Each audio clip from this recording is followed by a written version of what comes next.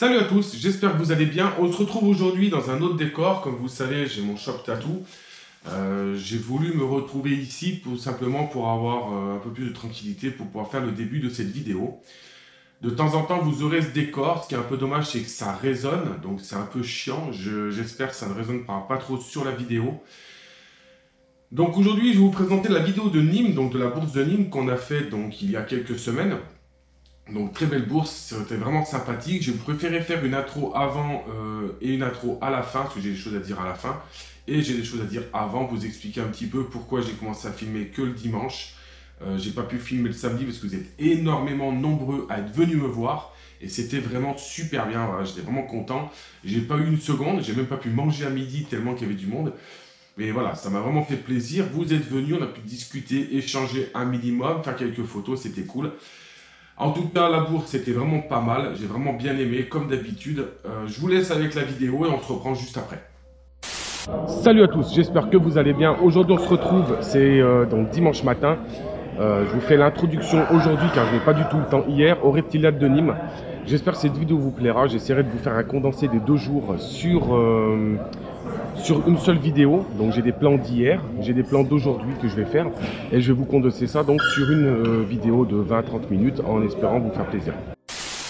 Donc je vais vous faire un petit tour de la bourse, vous montrer un petit peu les stands, montrer un petit peu les animaux qu'il y a. Voilà, c'est assez sympa. Moi, ils m'ont autorisé donc à exposer un anaconda jaune. Donc pour ceux qui sont venus, déjà un grand merci parce que j'ai beaucoup de monde qui est venu sur la journée de samedi. Donc vraiment merci à vous. N'hésitez pas donc quand vous avez qu'on fait une rencontre abonnée, qu'il y a des on fait des visites comme ça, à venir nous voir, voilà, ça fait super plaisir. On est comme tout le monde, hein, on est comme vous, voilà, faut pas hésiter, on n'est pas exceptionnel. Et en plus, on peut partager et faire les choses comme on a envie. Bon, je vous fais un petit tour du stand. Donc le stand, il est comme ça. J'ai amené quelques animaux à la présentation, à la vente. Bon, il y a beaucoup de choses qui sont parties déjà. Petit rack fait maison, hein, comme vous savez l'habitude. Les nouveaux flyers.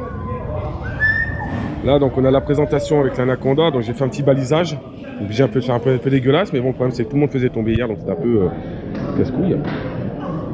Donc là, il est dans l'eau aujourd'hui. Si tout se passe bien et que personne tape sur les vitres, ça devrait être pas mal. Donc je suis à côté donc, de ma collègue Histoire d'Écaille, donc que vous pouvez retrouver dans la description. Je vous mettrai le lien de son Instagram. Donc ils vendent du matériel et des serpents aussi. Donc pas mal de petites choses sympas, hein, du gecko, de la panthérophis, du lampropeltis. Voilà, vous avez quand même pas mal de choses disponibles, pas mal d'accessoires et le nouveau substrat que je vous ai parlé, que j'ai mis en service avec elle. Voilà, j'ai découvert ce substrat, je le teste depuis 1 an. Donc n'hésitez pas, si vous avez envie de le tester, il est vraiment super. Moi je le teste pour tout ce qui est python, boa, crotal, anaconda, varan. Elle a essayé sur du gecko, c'est super, 300% naturel, c'est un substrat naturel, donc pH neutre, pouvoir d'absorption hyper important, vraiment terrible, moi j'adore, il n'y a plus aucune odeur dans le terrarium, donc terrarium aride, semi-aride, convient également aussi pour les rongeurs si certains ont des rongeurs. Donc c'est issu d'une production éco-responsable française, et donc nous on l'a mis dans la terrariophilie en circulation en septembre 2021. Donc aujourd'hui, elle n'existe pas. C'est nous qui avons lancé sur le marché, entre guillemets. Donc n'hésitez pas à la contacter pour le tester. Il est vraiment super. Donc une bourse, c'est comment? Une bourse, ça se passe comment? Ben, une bourse, tout simplement, ça se passe le matin, vous voyez, comme ça. On fait l'installation, on a tous sa tête dans le cul. Et puis, ben, on va tout simplement vous trouver des super décors pour vos terrariums. Des chiens aussi. Vous allez trouver de l'alimentation, des substrats, de différents substrats ou autres. Là, on va pas montrer, c'est pas beau, c'est de la merde ça. Voilà, donc pas mal de choses sympathiques. Vous voyez, pas mal de bêtes sympathiques aussi, vous voyez. Bon, c'est pas mon délire, mais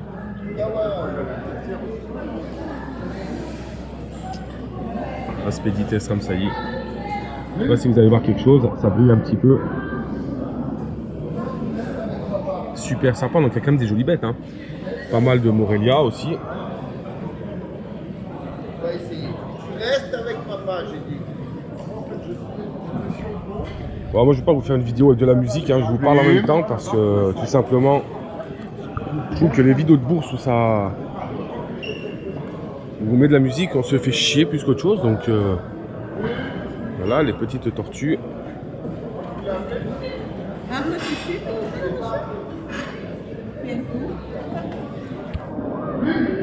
Donc la bourse c'est pas une bourse énorme, on reste en France. On reste quand même sur une bourse qui est assez sympathique, sympathique au niveau quand même du matériel, au niveau du... Hop, les collègues aussi là. Au niveau du matériel, il y a quand même pas mal de bêtes. Hein. On n'est pas en étranger non plus, hein. Faut pas abuser, mais bon. Je trouve que ça reste quand même une belle bourse. Moi j'aime bien, c'est la seule que je fais de toute façon. Vous voyez les petits pogolas. Les prix sont raisonnables, voilà, ça reste sympa et les animaux sont tous en bonne santé. C'est vraiment sympa.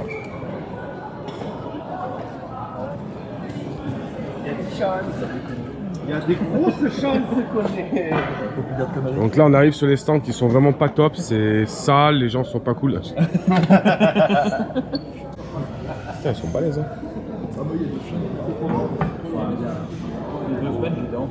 Putain, mais ils les nourrissent avec quoi les mecs, leur bulle, c'est qui ça?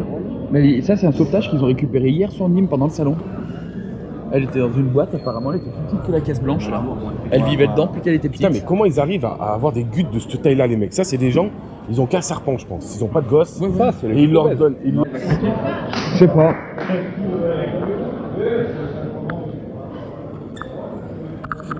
Bon allez je vous montre un petit peu ma tête, donc on va aller retourner sur le stand là, finir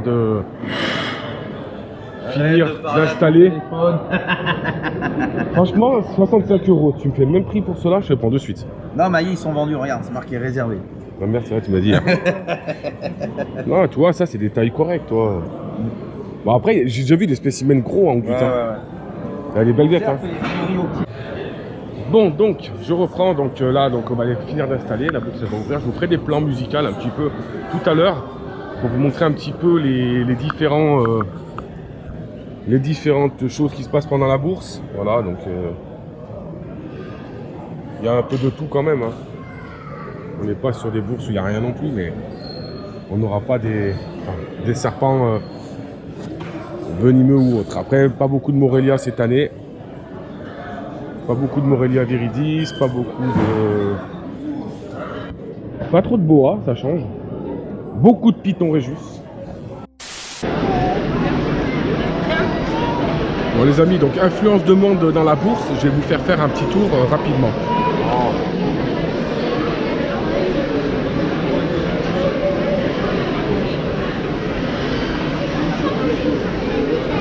Donc bon sur reptile hein, de Nîmes, comme vous pouvez voir il y a quand même énormément de monde, donc là c'est notre allée, on est tranquille. Là il est à peu près 15 h le dimanche, c'est un gros afflux de monde et vous voyez à l'entrée là-bas il y a encore une énorme queue. Donc c'est super cool. Bon, les gens viennent plus pour rigoler, discuter, et puis voir un petit peu les animaux, mais c'est sympa. C'est sympa, là vous avez l'arrière du décor les gars. L'arrière du stand. Donc nouveau substrat, je vous parlerai en vidéo d'ici peu de temps, donc que j'ai mis en circulation, j'ai testé pendant un an et que j'ai et donc je mets en vente avec ma collègue donc de Histoire d'Écaille. Vous pouvez le trouver chez elle. N'hésitez pas à me contacter par mail ou la contacter directement. Je vous ferai une petite review sur le sujet. Bon les amis, donc fin de vidéo, petite vidéo courte, désolé, j'espère que ça vous aura plu quand même. Merci à tous ceux qui sont venus me voir, voilà, je vous remercie vraiment. Ça a été un pur bonheur, pur plaisir, tout le week-end c'était sympa, c'est crevant. Là on va remballer, on va rentrer et puis demain on repart pour une semaine de taf. Laissez un petit commentaire, partagez la vidéo et on se dit à l'année prochaine. Ciao ciao. Voilà, donc cette vidéo est terminée, elle était courte, pas très longue, j'espère que ça vous aura plu. Alors je voulais faire un petit retour sur cette bourse et sur les commentaires que j'ai vu passer sur Facebook, Instagram et autres sites et autres commentaires, que ce soit désagréables ou constructifs. J'ai beaucoup vu toujours pareil les mêmes commentaires et ça me met un petit peu sur les dents. Alors les amis, il ne faut pas oublier un truc, c'est que déjà organiser une bourse, c'est déjà très compliqué, que ce soit au niveau de la législation, au niveau des autorités, au niveau de l'organisation, au niveau des personnes qui vont venir, de toute la gestion, des papiers, des animaux, de la DDPP, de l'OFB, enfin tout ce qui va avec, c'est une très grosse organisation.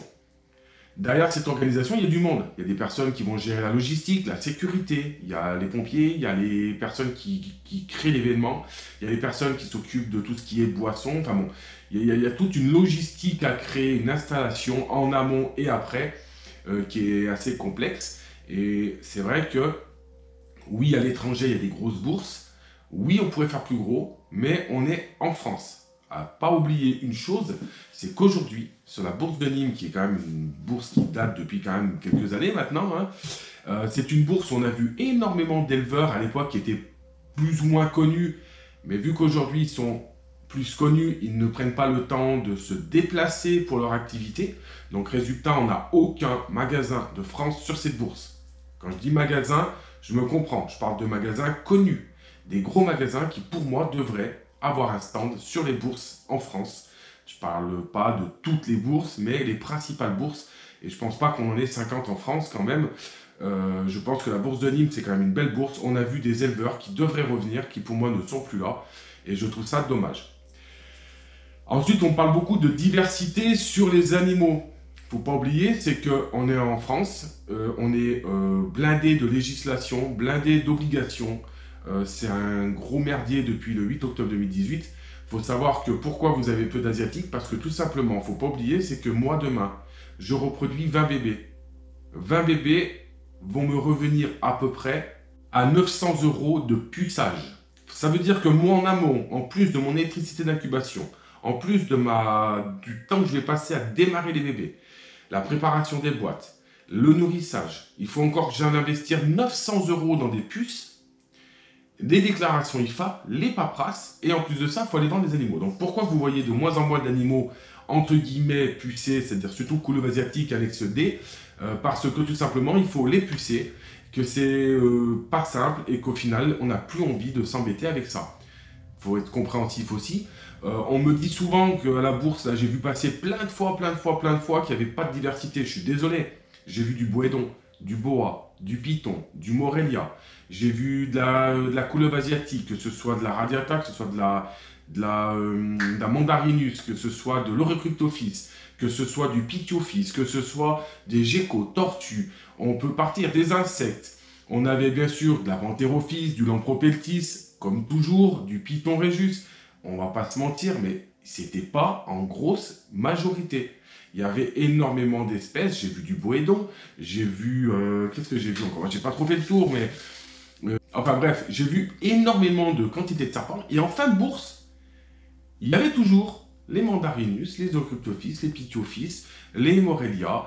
Il y avait énormément de serpents qui étaient encore là. Donc, faut pas venir me dire, pour les mauvaises langues qui ont rien vu, parce que c'est souvent ça, que la bourse était nulle. La bourse était très bien. Il y avait une diversité d'éleveurs, il y avait une diversité de revendeurs de matériel. Il y avait peut-être des choses qui étaient un peu abusées, je ne vais pas dire le contraire, mais ce n'est pas mon rôle d'aller le dire. Mais voilà, globalement, moi je trouve que c'est une bourse qui était pas mal. Il faut savoir que pour amener un anaconda en exposition pour la bourse, ça a été la bataille pendant 1 an, il ne faut pas l'oublier. Moi, je dois être à 100% dans les règles, ce que je suis de toute façon. Je dois avoir tous les papiers de l'animal, mes papiers personnels. Je dois avoir un terrarium doublement sécurisé, faire un balisage. Je me dois d'être irréprochable, ce qui était le cas. Vous avez pu le voir pour ceux qui sont venus. Par contre, pour exposer un anaconda, ok, il ne fait pas 4 mètres. Maintenant, ça reste un Onectes nauteus, ça reste magnifique à voir. Je vous l'ai présenté. Des personnes étaient déçues en me disant « Ouais, c'est ça, faut pas s'attendre à voir un truc de... On n'est pas dans un film, les gars, là. » faut savoir que c'est très compliqué, faut le déplacer. Faut le poser correctement à l'endroit. Faut avoir les autorisations, parce que c'est pas on vient, on amène un animal qui est soumis à un certificat de capacité comme ça. Voilà, on n'est pas dans le monde des bisounours, donc voilà, je voulais faire un petit peu cette parenthèse-là, et puis que peut-être les personnes connues se réveillent un petit peu, toi, et puis à faire un petit peu les bourses. Ça mettrait peut-être un peu plus de peps, qu'on a aujourd'hui. Je pense que les organisateurs seraient très contents. Voilà, je pense que certains youtubeurs pourraient venir, hein, d'eux-mêmes, ça, comme moi je fais d'ailleurs. Voilà, je viens, je paye mon resto, je paye mon hôtel, je paye mon stand, je fais ma journée, mon week-end, voilà, comme tout le monde. Je pense qu'on est tous au même stade. Et voilà, donc c'est un peu dommage que les personnes dans la Terrario se motivent pas plus, en fait, à remonter un petit peu tout ça. Voilà, donc j'espère que cette vidéo vous aura plu. Alors, petite fin comme ça rapide, j'ai eu beaucoup de questions sur les personnes qui me demandaient comment faire un élevage de rongeurs, comment faire une vidéo sur le certificat de capacité. Alors, les rongeurs, vous oubliez, j'en parlerai jamais, sur YouTube. Le certificat de capacité, ceux qui sont intéressés, vous me contactez, l'adresse mail est dans la description pour les formations, j'explique les procédures. Il faut savoir que je ne peux pas faire une vidéo sur le certificat de capacité, c'est strictement impossible, du simple fait que chaque DDPP est différente, que chaque personne, chaque dossier est différent. Hormis vous faire une vidéo bidon où je vais vous dire, appelez votre DDPP, demandez la trame et renseignez-vous auprès de capacitaires qui savent de quoi ils parlent, je ne peux pas vous dire quoi. Rien d'autre de plus, voilà, tout simplement. Donc, c'est pas la peine de me demander H24 des vidéos sur le certificat de capacité. Je n'en ferai pas. Ceux qui veulent, ils me contactent par mail. J'ai des dizaines de formations déjà qui ont été faites. Les dossiers avancent super bien. J'ai des dossiers qui sont nickel. Voilà, il suffit juste d'être motivé, très motivé, très motivé, avoir le moral, être encore très motivé pour constituer son dossier qui, pour information, ne prend pas une semaine, comme certains sont venus me dire, mais vous comptez minimum une année. C'est minimum une année pour la création du dossier. Après, l'expérience à côté, c'est autre chose. Il vous faut un quota d'heures de formation dans le domaine.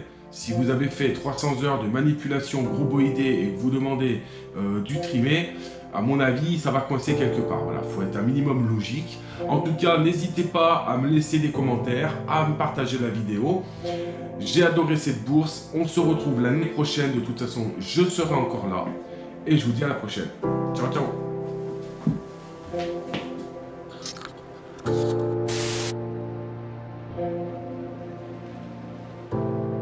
Là, j'ai la caméra. Tu veux te voir quand tu seras grande? Ah, cette guette de vilaine, là. Ah, t'es moche. Oh, joli. Ah, t'es moche. Là.